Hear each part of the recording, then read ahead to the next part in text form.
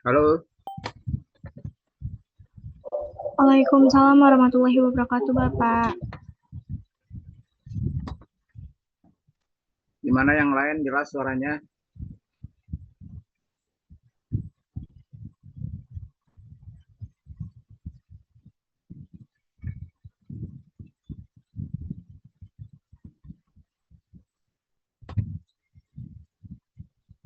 Muhammad Arya Pratama, Nur Haka Faturrahman, Rizky Dewi Nurlintan, Bernisa Stefani Hutapea, Destria Azahra, Salma Kota, Niken Kendedes, Nahda Mufarihah.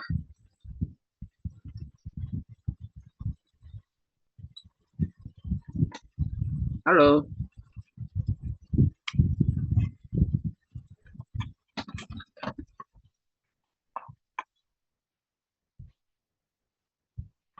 ini ada suaranya masuk.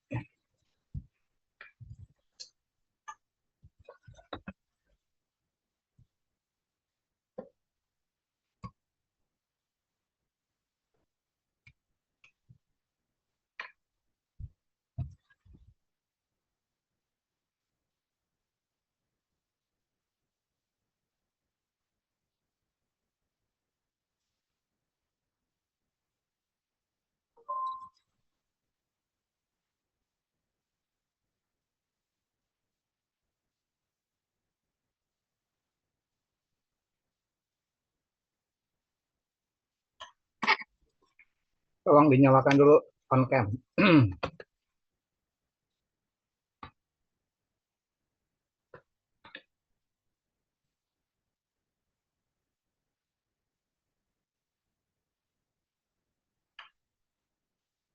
Muhammad Arya, Rizky Dewi Nurlintan, Bernisa. Tolong dinyalakan dulu kameranya yang lain.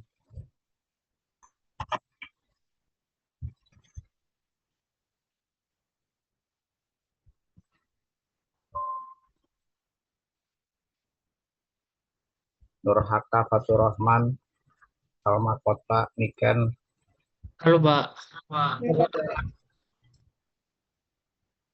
Ya, tolong dinyalakan dulu. Oh, kamera.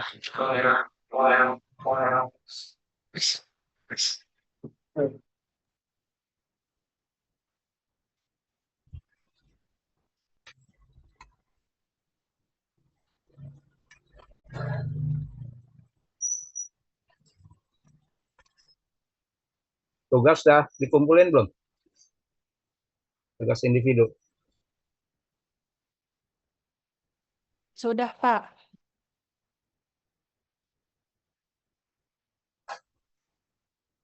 Sudah. Ini semester berapa ya? Semester 4, Bapak.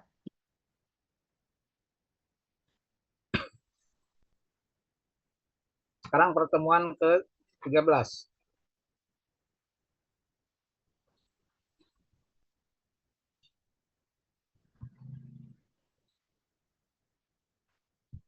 Pertemuan 13, 12.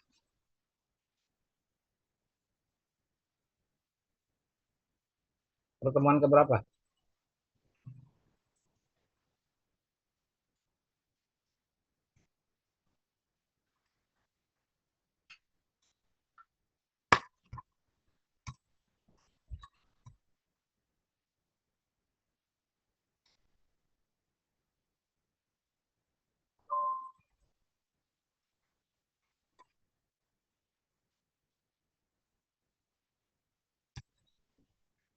Pertemuan ke berapa sekarang?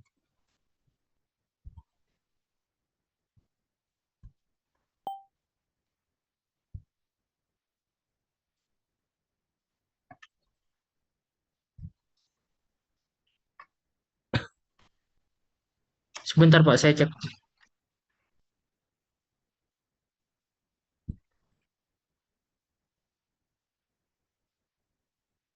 Sudah muncul slide-nya?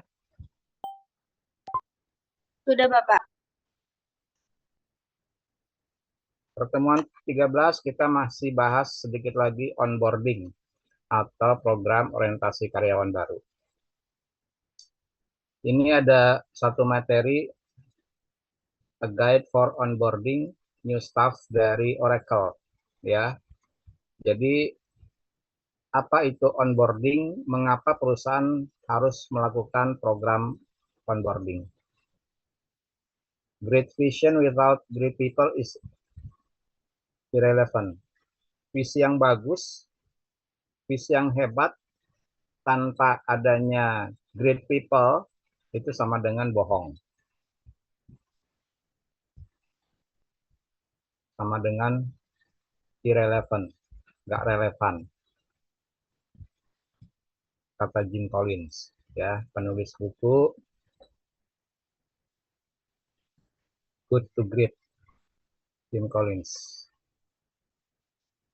Kenapa onboarding harus diselenggarakan?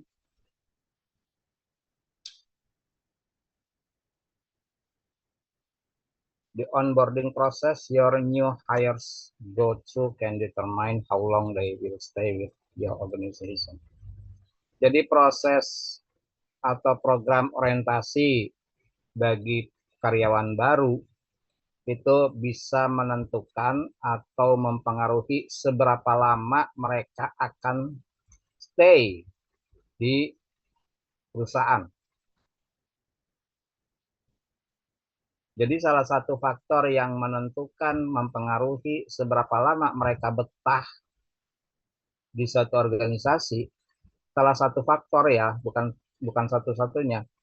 Salah satu faktornya adalah program onboarding, masa orientasi karyawan.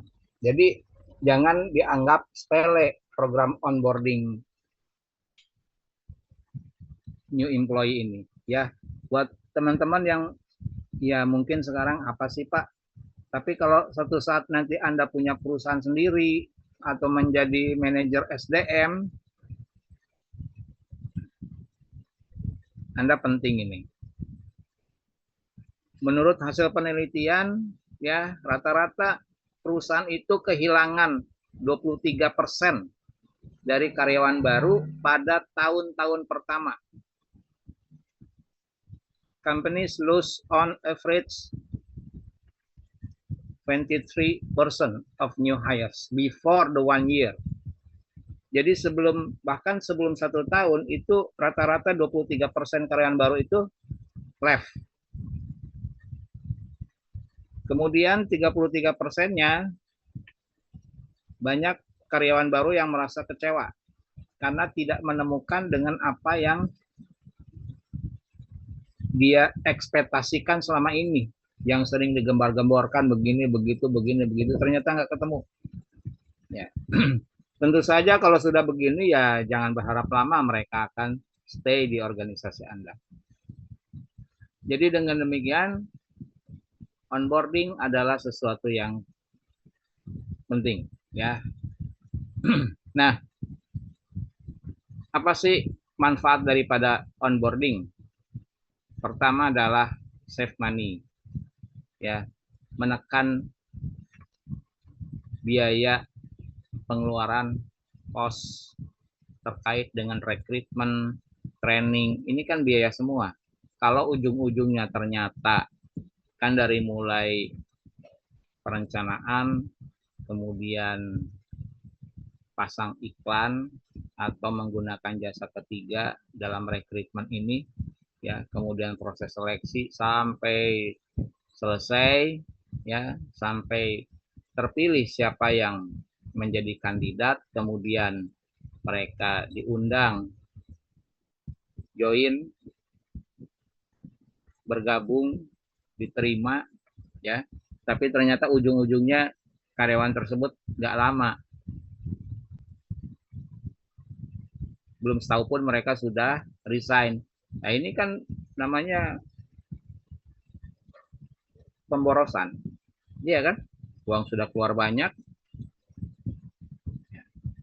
Jadi onboarding ini manfaatnya adalah untuk save money.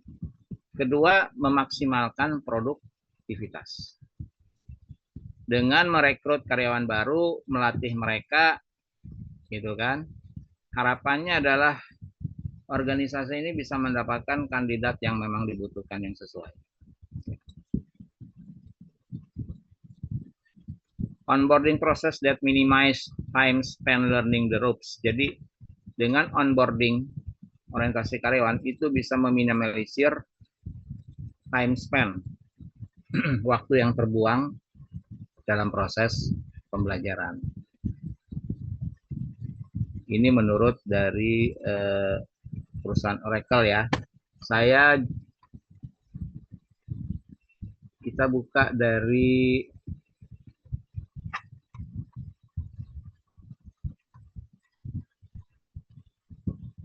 tapi ini berbahasa Indonesia ya.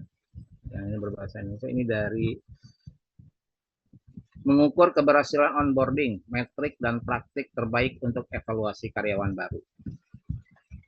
Jadi buat teman-teman yang sekarang berkecimpung atau magang di bidang SDM, ya boleh ini disampaikan kepada perusahaan ya terkait program onboarding. Jadi program onboarding merupakan tahap penting dalam pengenalan dan mengintegrasikan karyawan baru ke dalam perusahaan. Mengintegrasikan ya karyawan baru kepada lingkungan baru. Dalam dunia bisnis yang kompetitif, kan ini administrasi bisnis kan, onboarding itu menjadi sesuatu yang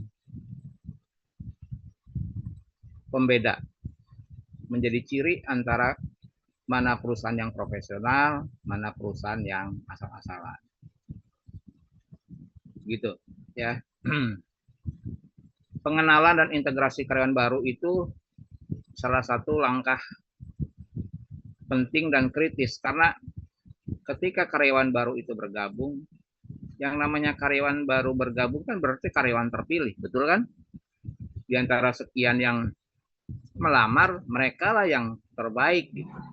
Nah, kita sudah capek-capek merekrut mereka karyawan yang terbaik ya, tapi tidak bisa bertahan lama. Padahal mereka ini adalah karyawan yang punya potensi besar dalam keterampilannya, dalam kemampuannya, dalam bakatnya, dalam semangatnya ya untuk mendongkrak kinerja produktivitas organisasi. Tapi karena kita tidak mampu meretensi, maintenance ya, salah satunya melalui program onboarding. Jadi dampak buruk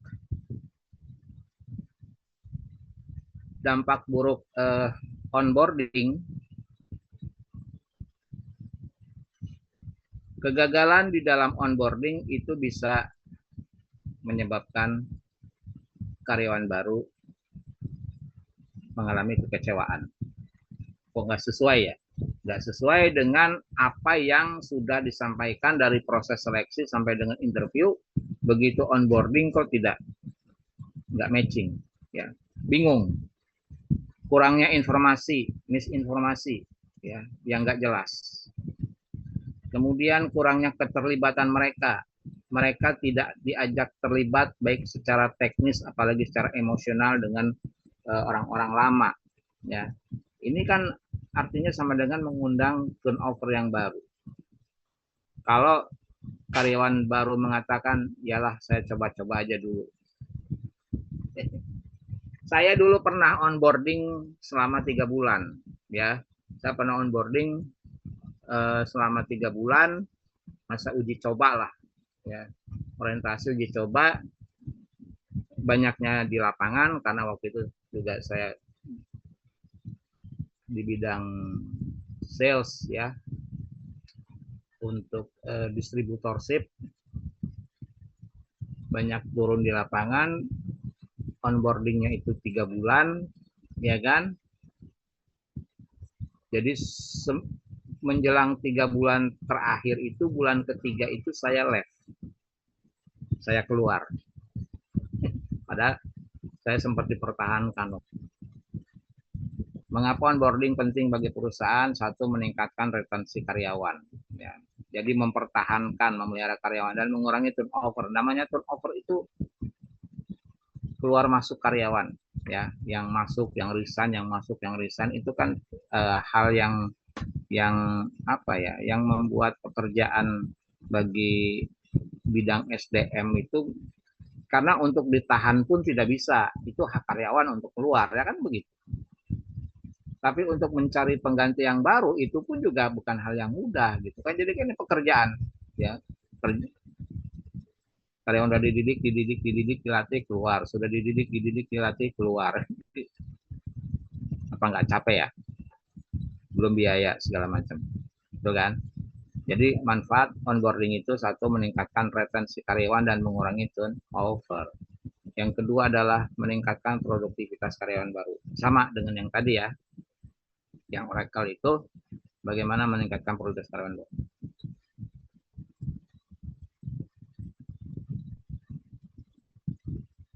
Karena karyawan baru mereka bisa cepat beradaptasi dengan peran dan tanggung jawab yang mereka terima. Ya. Setidaknya karyawan baru ini bisa mencurahkan seluruh potensi yang dia milikinya untuk kemajuan perusahaan, organisasi. Jadi kalau pada proses onboardingnya itu malah menciptakan suatu kesan dan pesan yang jauh berbeda dengan apa yang dia harapkan selama ini, ya, baik yang mungkin dengar cerita dari orang lain ataupun mengalami sendiri dalam proses seleksi. Proses seleksinya cukup panjang, mungkin bisa sampai setahun, tesnya sulit, wawancaranya sulit, begitu onboarding, kok nggak sesuai? Iya kan? Tesnya sulit, berkali-kali tesnya.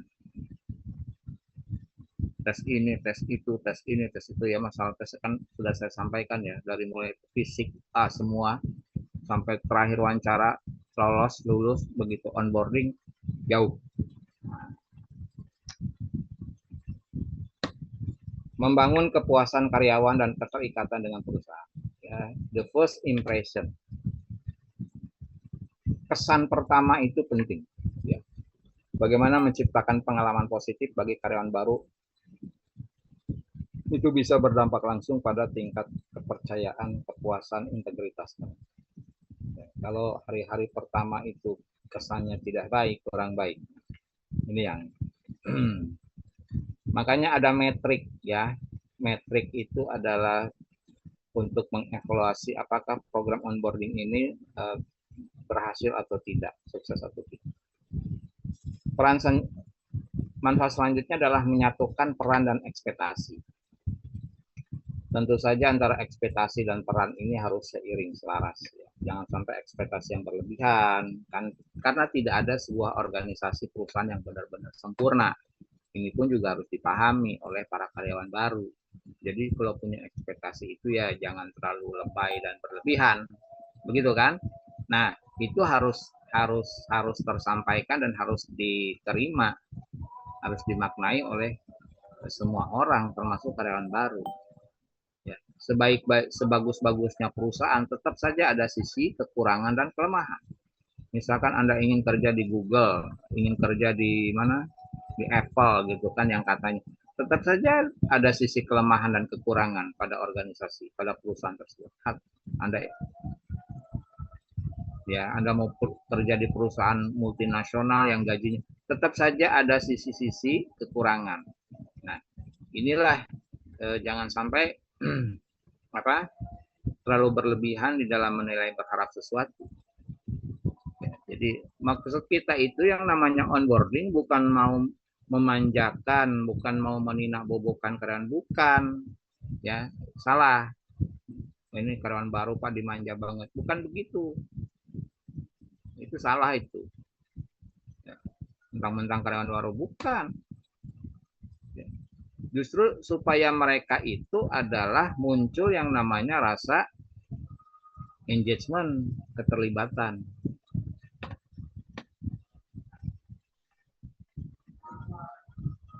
Meningkatkan citra perusahaan dan merek pengusaha. Ya, onboarding yang baik, jelas. Sadar atau tidak, langsung maupun tidak langsung, itu akan menciptakan image. Akan menciptakan image. Nah, kembali ke Oracle tadi ya. Jadi, benefit of effective onboarding, satu, engage employee early. Bagaimana melibatkan karyawan dari sejak awal. Build trust and alignment, membangun kepercayaan dan alignment, keselarasan. Encourage open communication from the start. Membangun komunikasi yang open, terbuka, transparan dari sejak awal. Ya. Build your employment brand.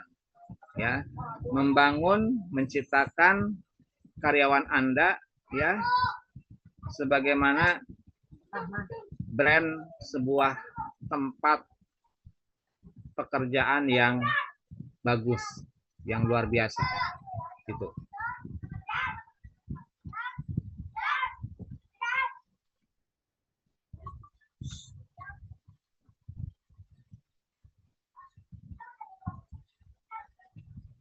Foster connection and the relationship between employee. Ya. Merangkul konektivitas dan relationship hubungan di antara karyawan, mempererat. Enable new employee to be productive faster. Mendukung karyawan baru untuk lebih produktif, menjadi karyawan yang produktif. Decrease turnover and increase employee satisfaction. Menurunkan turnover dan meningkatkan kepuasan karyawan. Oke, yang terakhir ini adalah saya kasih contoh SOP, Standard Operating Procedure, bagaimana pelaksanaan program onboarding di sebuah yayasan. Kalau tidak salah ini yayasan ya, tentang orientasi dan onboarding karyawan baru.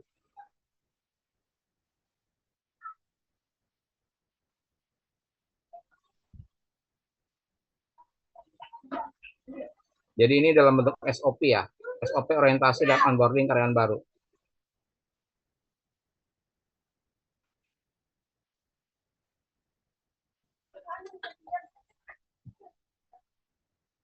Maksud dan tujuan, kemudian definisi orientasi dan onboarding ya. Orientasi karyawan baru merupakan sebuah program jangka pendek yang bertujuan untuk mengenalkan lingkungan dan value perusahaan seperti visi, misi, tujuan, dan kebijakan perusahaan. Orientasi dilakukan pada hari pertama, pada hari-hari pertama, pada minggu-minggu pertama, pada bulan-bulan pertama ketika karyawan masuk ke perusahaan. Onboarding karyawan baru merupakan serangkaian program ya, yang disebut serangkaian kan artinya bukan satu kegiatan, tapi beberapa kegiatan dalam satu rangkaian ya, berkelindan berkaitan. Yang disusun untuk karyawan baru yang masuk, untuk karyawan yang baru masuk, tujuannya adalah mengenal perannya dia di perusahaan tersebut ya, memperkenalkan eksistensi kedudukannya dia, jabatannya dia di perusahaan tersebut, dan harapan perusahaan tersebut kepada karyawan baru. Kemudian juga tentang masalah hak dan kewajiban itu disampaikan kembali di dalam kegiatan onboarding secara detail ya. Mungkin kalau di dalam proses wawancara tidak terlalu, tapi secara detail ya, in depth itu pada saat program onboarding. Makanya ketika proses onboarding malah 23%, 33% banyak karyawan baru yang kecewa. Ternyata tidak fit, tidak sesuai dengan apa yang sudah disampaikan di awal pada proses seleksi. Onboarding biasanya dilaksanakan selama 3 bulan pertama. Ya, biasanya kalau saya waktu itu 3 bulan, ya, 3 bulan. Karena memang di bagian lapangan itu harus butuh waktu penyesuaian yang agak-agak lama lah, tapi tidak terlalu lama ya. Apalagi kalau sudah punya pengalaman sama-sama di lapangan, tapi mungkin produknya yang berbeda, customer segmen yang berbeda, gitu ya. Tapi pada industri yang sama, nah itu biasanya onboardingnya tidak terlalu melelahkan lah buat para panitianya juga, karena yang direkrut orang-orang yang sudah punya pengalaman. Berkas-berkas orientasi dan onboarding ya, berkas karyawan baru yang perlu disiapkan, misalkan pas foto, fotokopi KTP, fotokopi SIM A, SIM C, ya, bila memang dibutuhkan. Ada yang juga meminta foto, oh ini apa, kakak, kartu keluarga, kemudian buku tabungan, ya.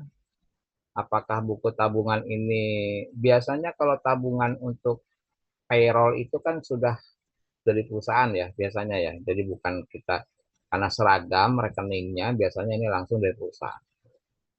Foto ijazah terakhir, NPWP, BPJS bila ada. Ya, kalau ini kan melengkapi yang belum lengkap pada saat proses seleksi ya. Jadi pada proses onboarding itu juga melengkapi berkas-berkas yang belum lengkap gitu kan. Perusahaan juga harus mempersiapkan perjanjian kerja ya. Perjanjian kerja apakah itu PKWT atau bagaimana ya. Nah, itu pun harus dipersiapkan semua. Kalau perlu ada employee handbook, tapi kalau sekarang kan lebih banyak digital ya. Kalau dulu lebih banyak buku tercetak, agenda tercetak. Itu biasanya tentang visi, misi, sejarah perusahaan, nilai-nilai perusahaan, corporate culture, ya, kinerja perusahaan, tata tertib perusahaan, termasuk dress code, ya, hari dan jam kerja, ya, hak-hak dan kewajiban karyawan, termasuk juga bicara tentang masalah asuransi, ya, asuransi kesehatan, ada asuransi ketenaga kerjaan, gitu kan, kemudian dan lain-lain sebagainya. Saya juga dulu mendapatkan ini, tapi ya bertahap ya, karena kalau untuk onboarding misalkan dari tidak semua poin dulu yang mana yang. Nah ini SOP-nya ya, sebelum mulai, ketika proses, dan sesudahnya. Kurang lebih seperti itu. Ya. Ini SOP. Nah, aspek penilaian dalam onboarding itu meliputi ini dari perusahaan PT luar sekolah, nama perusahaannya lucu. Saya kira yayasan. PT luar sekolah. Yang dinilai apa? Satu adalah sikap kerja. Sikap kerja itu 10 aspek. Ini yang dinilai. Ketekunan, kegigihan, ketelitian, kecepatan kerja, motivasi, sistematika, daya tahan, daya inisiatif, daya kreativitas, kedisiplinan, responsivitas, kemudian sifat-sifat. Ini lebih kepada sikap dan perilaku, ya kan? Lalu ada yang dinilai kompetensi dasar, itu terkait dengan pekerjaannya itu sendiri, gitu. Ada job grading lah orang bilang. Termasuk juga kemampuan teknis. Bagaimana karyawan baru ini di dalam melakukan pekerjaan yang menjadi tanggung jawabnya. Gitu ya. Ini ada penilaian ya. Apakah di dalam onboarding orang itu bisa tidak lulus, Pak? Ya tergantung. Apakah onboardingnya itu bagian dari proses seleksi atau bukan? Karena bisa saja situasi tertentu, waktu itu saya juga mengalami ya, pada saat krisis, perusahaan Indonesia waktu itu mengalami krisis tahun 98, 97, 98 itu menghadapi krisis, sehingga onboarding ini akhirnya mau nggak mau menjadi salah satu pintu seleksi terakhir. Jadi yang tadinya mau diterima 10 orang, terpaksa harus dipangkas setengahnya 5. Jadi hanya 5 orang yang diterima. Nah, yang prosesnya di mana? Pada proses onboarding itulah seleksi lagi. Gitu ya. Saya ingat tapi yang awalnya memang tidak begitu. Cuman karena menghadapi situasi krisis yang itu perusahaan sulit ya, sehingga akhirnya hanya memangkas hanya dari 10 orang itu hanya diterima hanya 5 orang. Tadi 10. Dalam perjalanan onboarding 5 orang ya disampaikan bahwa ya mau. Tapi itu disampaikan pada saat onboarding, ya kan? Jangan bukan disampaikan di akhir. nanti kayak kecele lagi kan. Tapi disampaikan pada satu proses ada resmi disampaikan begini begini begini begini ya. Kalau misalkan setelah 3 bulan ada 5 orang yang gugur atau mau mundur dari sekarang sebelum onboarding boleh nggak? Oh monggo silakan gitu ya, silakan.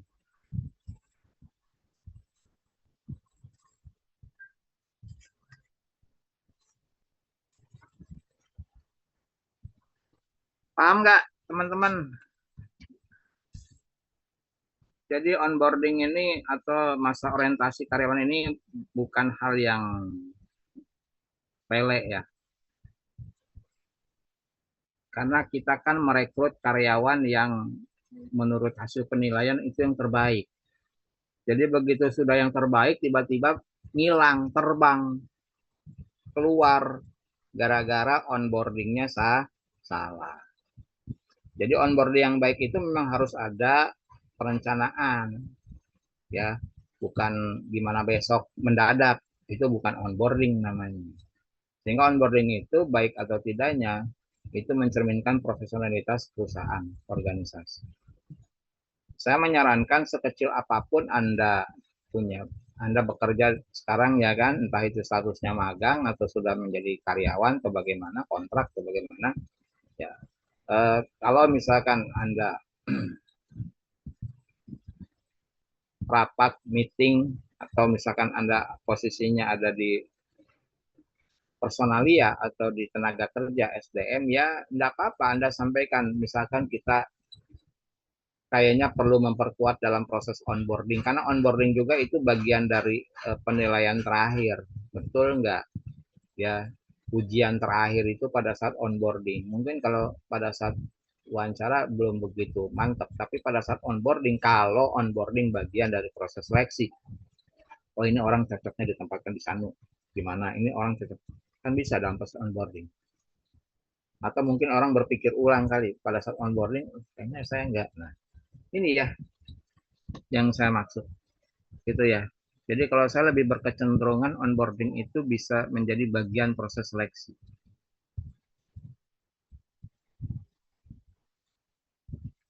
Itu ya.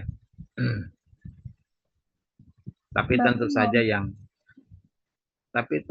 yang alamiah dan ilmiah dalam onboarding ini, paham nggak ya? Bukan karena kita ingin menyingkirkan seseorang, terus ya udah kita sikat aja di onboardingnya ya nggak, bukan begitu maksud saya. Paham ya? Bukan begitu, ya kan? Nanti aja di onboarding aja kita sikat ya kita singkirkan gitu kan. Itu berarti kan orientasi onboardingnya sendiri sudah salah kalau gitu. Ada muatan-muatan seperti itu. Enggak, ya natural saja. Tinggal kalau memang proses onboarding itu adalah bagian dari proses seleksi, kalau dibutuhkan, nah, itu semua kan kembali kepada kebijakan masing-masing. Oke, ada pertanyaan nggak? Bapak, mohon maaf izin bertanya, Bapak. Ya. Bapak, tadi kan onboarding itu kayak semacam pelatihan untuk karyawan baru ya, Pak? Bukan pelatihan. Pelatihan beda lagi. Hmm, Orientasi. Oh iya, orientasi. Kalau misalkan bedanya onboarding sama probation itu apa ya, Pak? Ya, sebetulnya secara substansi sih tidak jauh berbeda ya. Yang Anda tahu probation apa? Baru tahu istilahnya atau pernah baru tahu mendengar atau gimana? Probation itu yang saya tahu tuh dilakukan kurang lebih 3 bulan. Itu tuh kayak masa percobaan gitu, Pak, untuk karyawan. Nah, itu sama nggak ya, Pak, sama onboarding, Pak? Iya. Kalau gini, makna percobaan itu kan berarti coba-coba atau gimana?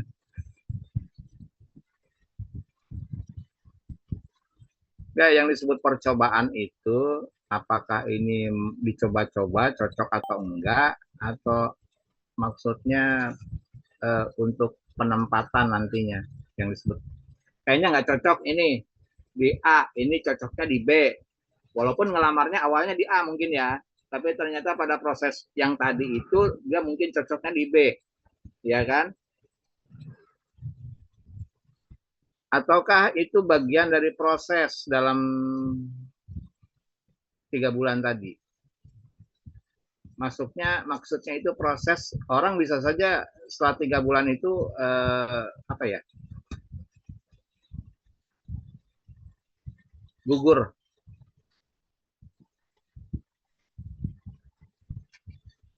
Bagian dari proses seleksi, paham kan? Cuman memang pada proses 3 bulan ini kan tentu rate gajinya beda dengan yang sudah ini tuh, ya. Jadi yang 3 bulan ini mentang-mentang percobaan terus nggak digaji gitu kan? Enggak lah.